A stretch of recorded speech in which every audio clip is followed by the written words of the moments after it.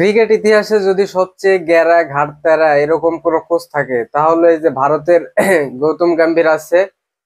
খেলার মাঠেও সে ঘাটতেরা ছিল। যখন সে ইন্টারন্যাশনাল ক্রিকেট খেলছে সবার সাথে ঘাটতারামি করতো, প্লাস নিজের দলের মেম্বারদের সাথেও ঘাটতারামি করতো। এখন ভারতের কোচ হয়েছে, এখানেও আইপিএল এর কোচের দায়িত্বে থাকতে বিরাট কোহলির সাথে ঘাটতারামি, নানা রকম মানে প্রায় মারামারি করবে এরকম অবস্থা। এখন ইন্ডিয়া টিমের কোচ হয়েছে, এইখানে এসেও এখন পর্যন্ত ভারত কোনো কোচকেই এরকম সুবিধা দেয়নি যে সে টিম সিলেকশনের সাথেও জড়িত থাকবে। একমাত্র গৌতম গম্ভীর কি এমন কোচ হয়ে গেছে তাকে এই সুযোগ দিছে যে সে টিম সিলেকশনের সাথেও জড়িত থাকবে। এত সুবিধা দেওয়ার পরও তার যে পারফরমেন্স সেটা নিয়ে কিন্তু কঠিন সমালোচনা হচ্ছে। এই যে অস্ট্রেলিয়ার সাথে খেলতে গেছে, ভাই এইখানে কোন দুঃখে, কোন যুক্তিতে, কিসের ভিত্তিতে এই যে সরফরাজ খান জায়গা পায় না? এইখানে ধ্রুব জুরেলকে নেওয়া হয়েছে, তারপরে ওই যে দেবদূত পাডিক্কালকে নেওয়া হয়েছে। রোহিত শর্মা নাই, তার সন্তান হয়েছে, সে ব্যস্ত। তারপরে আপনার হচ্ছে এই যে গিল ইনজুরিতে পড়ছে। ভাই এইখানে দেবদূত পাডিক্কালের কি দরকার? মানলাম ভালো পারফরমেন্স করছে, তাই বলে দলে নেওয়া লাগবে? এই যে সরফরাজ যে ভালো পারফরমেন্স করছে তাকে তো নিচ্ছেন না। মাত্র একটা ম্যাচ আগেই সে 150 রান করছে, তারপরেও তার সুযোগ নেই। ভাই ওপেনিং করতেছে জয়সওয়াল, তারপরে আসতেছে ওই যে কে এল রাহুল, তারপর বিরাট কোহলি আসবে।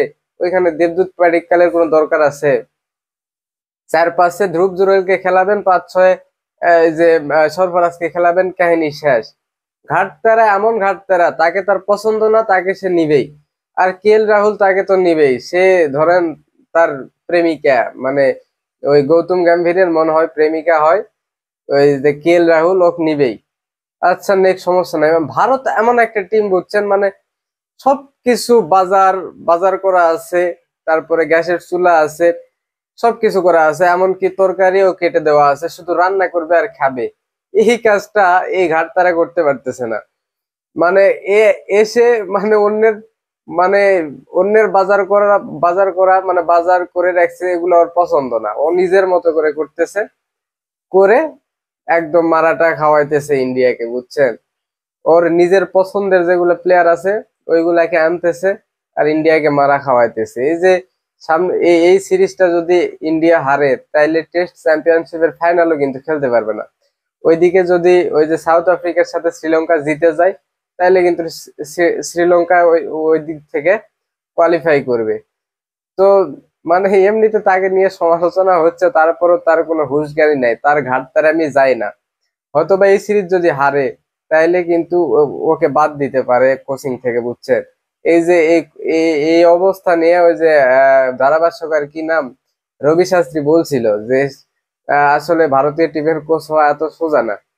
তবে গৌতম গম্ভীর যেহেতু মানে খুব ভালো, তাড়াতাড়ি শিখতে পারে, সে তাড়াতাড়ি শিখবে। কিন্তু কিসের কি শেখা, তার ঘাড়তারামি যায় না। সে তার ঘাড়তারামি নিয়ে আসছে, তার যা খুশি সে তা করবে। দল ওইদিকে একদম মারা খাক, তাতে কোনো তার সমস্যা নেই। এই হয়েছে অবস্থা।